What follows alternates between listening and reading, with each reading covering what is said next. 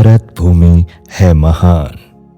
यहाँ स्वयं भगवान भी अवतार लेकर आते हैं। प्रभु पाद जी जैसे संत आकर पूरे विश्व में कृष्ण भक्ति का डंका बजाते हैं। वो कहते हैं ना, पूत के पांव पालने में ही नजर आ जाते हैं। तो चलिए आज ऐसे ही एक दिव्य संत के बचपन की झलक आपको दिखाते हैं।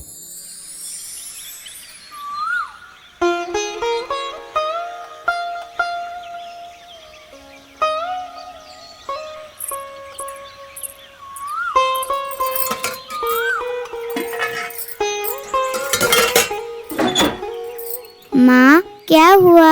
आप कहाँ जा रहे हो? योगेंद्र, तुम उठ गए? बेटा, मैं देवका में स्नान करने जा रही हूँ। चलो, तुम भी मेरे साथ चलो। हाँ हाँ माँ, मैं भी आपके साथ चलूँगा और देवका में स्नान करूँगा। बचपन एक ऐसा समय है जब जीवन की नींव रखी जाती है, जब हमारे विचार, हमारे आदर्श और हमारे मूल्य आकार लेते हैं। इसी समय यदि हम अपने बच्चों को भक्ति का संस्कार दें तो यह उनके जीवन को भक्तिमय दिशा प्रदान कर सकता है। हरे कृष्ण कृष्ण कृष्ण हरे हरे राम राम राम हरे हरे। हरे कृष्ण कृष्ण हरे हरे हरे राम राम राम हरे हरे। हरे कृष्ण कृष्ण कृष्ण हरे हरे हरे राम राम राम हरे हरे। हरे कृष्ण कृष्ण कृष्ण हरे हरे हरे राम राम राम हरे हरे। हरे कृष्ण माँ, योगेंद्र बेटा, तुमने ठाकुर जी को प्रणाम किया?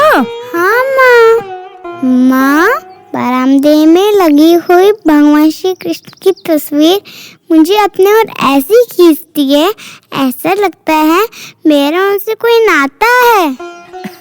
बेटा योगेंद्र, कृष्ण भगवान ही हम सबके असली पिता हैं। वे ही पूर्ण पुरुषोत्तम भगवान हैं। आओ योगेंद्र, मैं तुम्हें भगवान कृष्ण की कथा सुनाता हूँ। जी पिताजी। धन्य है वो माँ जिन्होंने आपको भक्ति और संस्कार सिखाए हैं। नमन है उन पिता को जो आपको इस दुनिया में लाए हैं। भगवान कृष्ण की कृपा से योगेंद्र को भगवत भक्त माता पिता का सानिध्य मिला, जिन्होंने उनके हृदय में पूर्व से स्थित भक्ति बीज को पोषण देने का महत्वपूर्ण कार्य किया।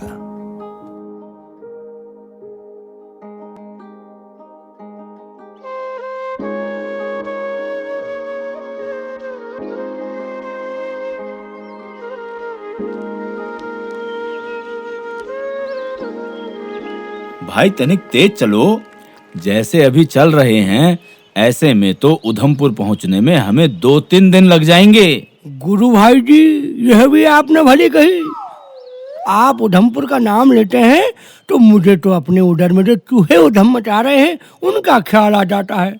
अब तो यूँ लगता है कि यदि शीघ्र ही उधर का पूजन व्यंजन आदि से ना किया तो कहीं मैं उधमपुर की जगह यमपुर ना पहुंच जाऊं। तनिक धैर्य रखो। धैर्य का फल सदैव मधुर होता है। हम उधमपुर पहुंच ही गए हैं। यहाँ हमारे पूर्व परिचित पंडित हरिचंद्र जी रहते हैं। वो बड़े ही संत सेवी हैं। वहाँ भगवान अवश्य तुम्हारी क्षुधा शांत करने का प्रबंध कर देंगे। अरे वाह, ये तो आनंद आ जाएगा। हरे कृष्णा कृष्णा कृष्णा हरे हरे, हरे राम राम राम हरे हरे। जय जय सिया राम। जय जय सिया राम। माता जी, गुरु जी को करो प्रणाम। जय जय सिया राम। प्रणाम महाराज। प्रणाम महाराज। आइए आइए, पधारिए। योगेंद्र, जा अपने पिता को बुला कर ला, साधु महाराज आए हैं।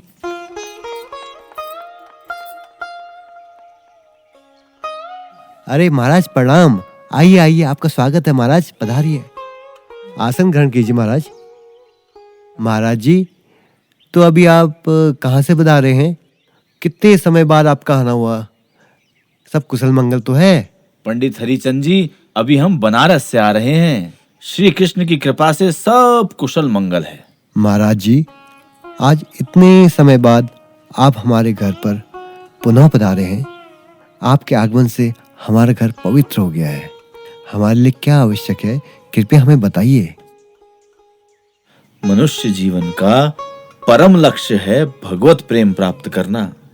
यह मनुष्य जीवन हमें भगवत भक्ति करने के लिए ही मिला है, अतः हमें इसका पूर्ण सदुपयोग करते हुए निरंतर हरि नाम लेना चाहिए। तो प्रेम से बोलो, हरे कृष्णा कृष्णा कृष्णा हरे हरे, हरे राम राम राम हरे हरे, हरे कृष्णा कृष्णा कृष्णा हरे हरे, हरे राम राम राम हरे हरे। महाराज जी का सुंदर प्रवचन सुनकर आत्मा तृप्त हो गई। अब हमें आप अपनी सेवा का अवसर दें। आपसे मेरा निवेदन है, कृपया कुछ भोजन प्रसाद ग्रहण करें। श्रीमान, अब हम आपसे क्या ही छुपाएं। आप जानते ही हैं हम बहुत दूर से आ रहे हैं। हमको मार्ग में बहुत से यजमान मिले। उन्होंने नाना प्रकार के पकवान और स्वादिष्ट व्यंजनों से हमारी आओ भगत भी करनी चाहिए, परंतु गुरु भाई जी ने तो कुछ भी ग्रहण नहीं किया। वैसे भी गुरु भाई जी तो अधिक ग्रहण करते हैं नहीं, इसलिए आप जो इतने नाना प्रकार के व्यंजन पकवान परोसेंगे, अगर वो बच गए तो आपका हृदय तो अवश्य ही दुखी होगा ना। तो बस आप दुखी ना हो, यही विचार मन में रख के मैं सारे मार्ग में निराहार रहा और अपनी क्षुधा का विस्तार करता रहा। अब आप चिंतित ना हो, गुरु भाई जी चाहे कुछ भी ग्रहण ना करें तब भी कुछ बचेगा नहीं। जी जी महाराज, अवश्य। अरे भाग्यवान, महाराज जी के भोजन प्रसाद का प्रबंध तो करो। जी जी, मैं भी लाई। आओ बेटा योगेंद्र, मेरे साथ आओ। आइए महाराज जी, आप हाथ धोकर आसन ग्रहण कीजिए। महाराज जी, प्रसाद ग्रहण कीजिए। आहा, अति उत्तम, अति उत्तम, अति उत्तम। अरे योगेन की माता, महाराज जी के लिए कुछ अंदर से भेंट आदि तो लेकर आओ। जी जी, मैं लाती हूँ।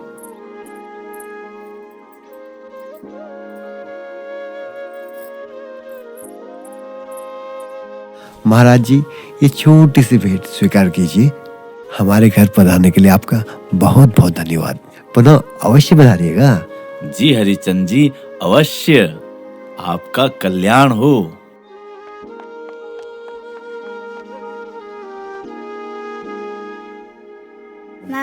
बाबा जी, हाँ, बोलो बालक। आपके आश्रम में बच्चों का गुरुकुल है? हाँ, है। क्या मैं वहाँ पढ़ सकता हूँ? हाँ हाँ, अवश्य पढ़ सकते हो। तो क्या आप मुझे अपने साथ ले चलेंगे अपने गुरुकुल में? हाँ हाँ, क्यों नहीं। अरे महाराज जी, यह आप क्या कह रहे हो? यह इतना छोटा बालक है, पहले इससे बोलो ये अपने माता पिता से अनुमति तो ले ले। बालक, जाओ, पहले अपने माता पिता से अनुमति लेकर आओ।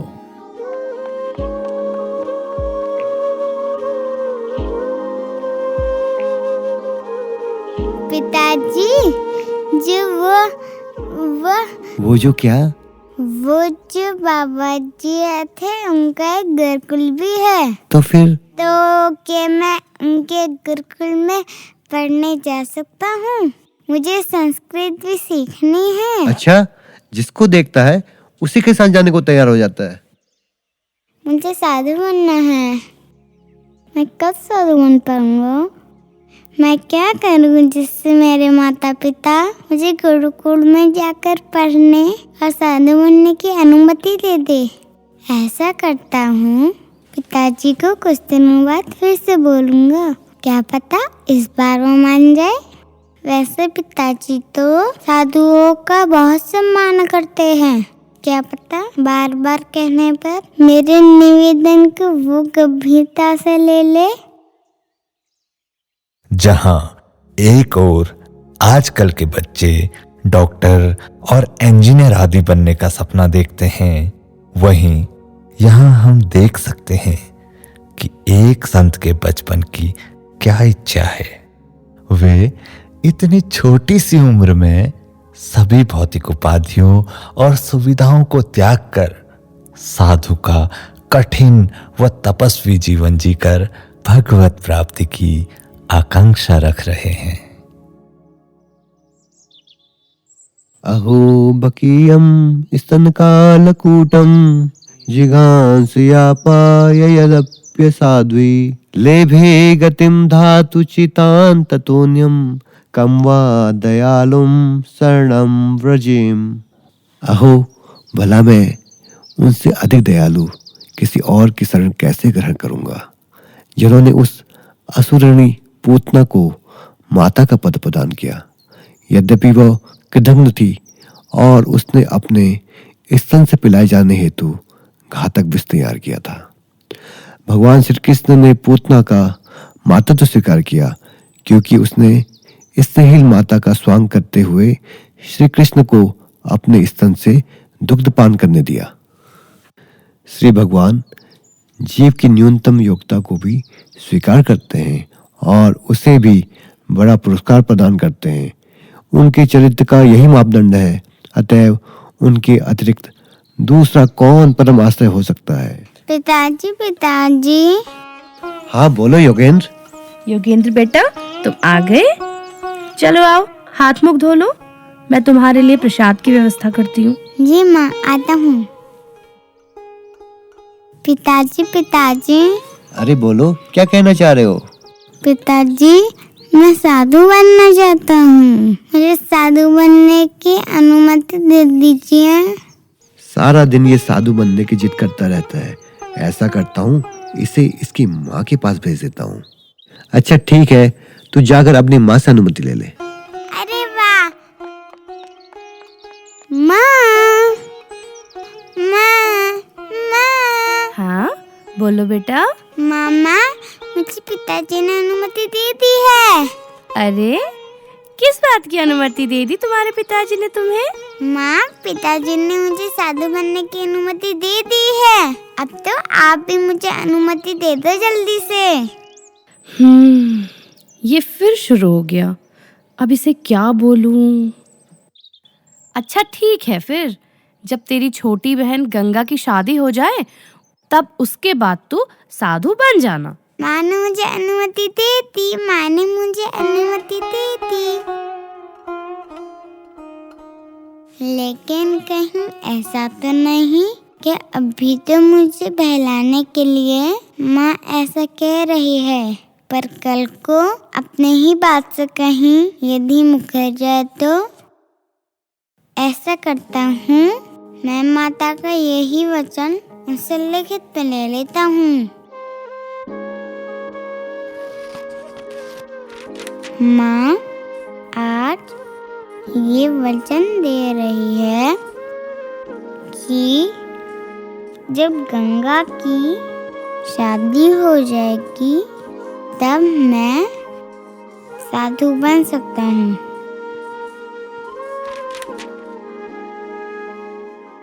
माँ, इस कागज पे अपना हस्ताक्षर करो। अरे ये क्या लिख के लाया है रे तू? माँ, मैंने लिखा है, आज माँ ये वचन दे रही है कि जब गंगा की शादी हो जाएगी तब मैं साधु बन सकता हूँ। अब तुम इसमें हस्ताक्षर कर दो। अरे पगले, मुझे हस्ताक्षर करने कहाँ आते हैं, मैं तो अनपढ़ हूँ। तो फिर अंगूठा लगाओ। अरे पगला कहीं का।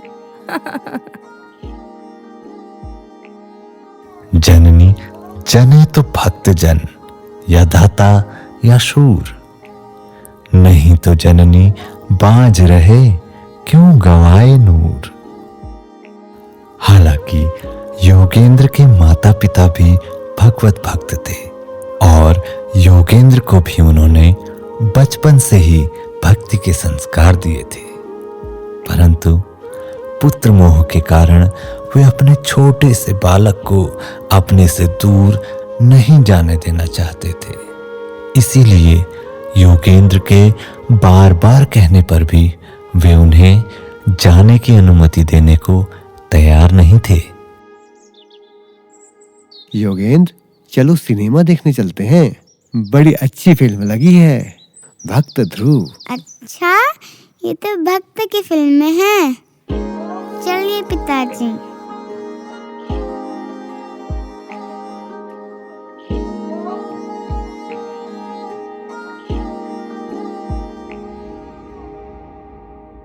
एक बात कहूँ देवर्षि? अवश्य कहो पुत्र। मनुष्य तो मृत्यु के पश्चात ही उनसे मिल सकता है, पर वे स्वयं तो किसी भी जीवित प्राणी से मिल सकते हैं ना?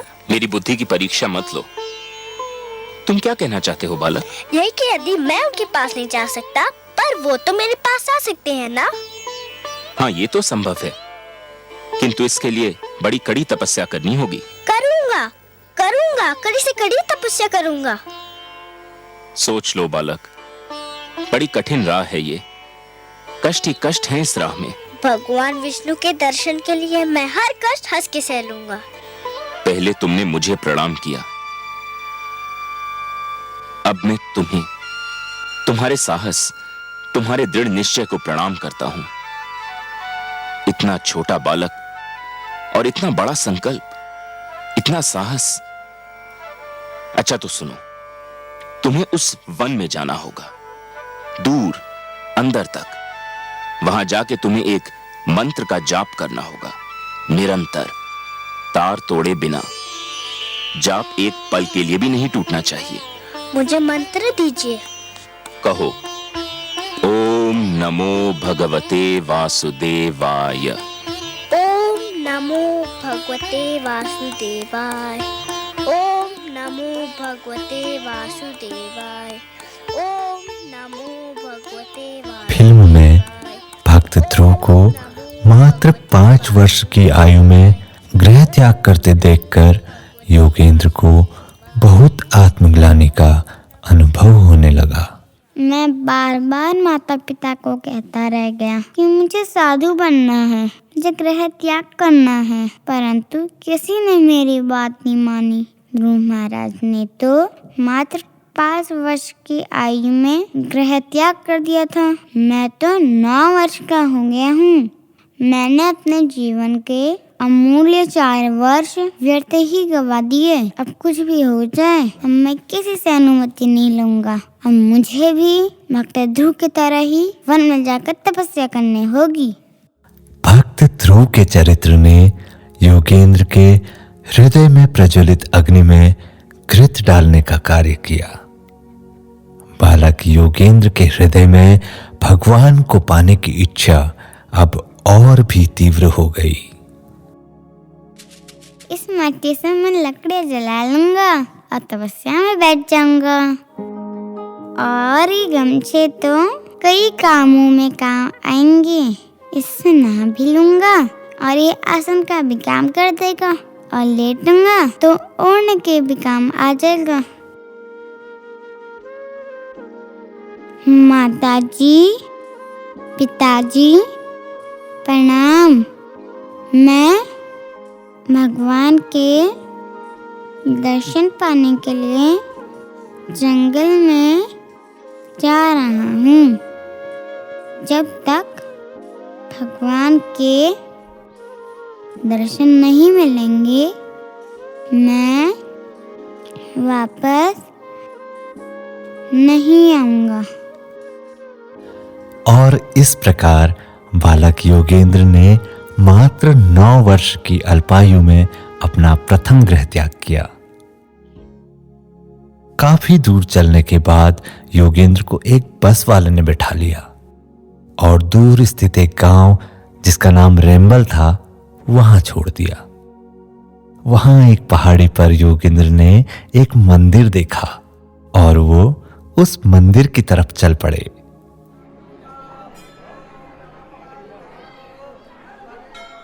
अरे, तुम तो पंडित हरिचंद जी के छोटे पुत्र हो ना? क्या नाम है तुम्हारा? हाँ, याद आया, योगेंद्र, यही नाम है ना? जी बाबा जी। तुम मुझे जानते हो? नहीं।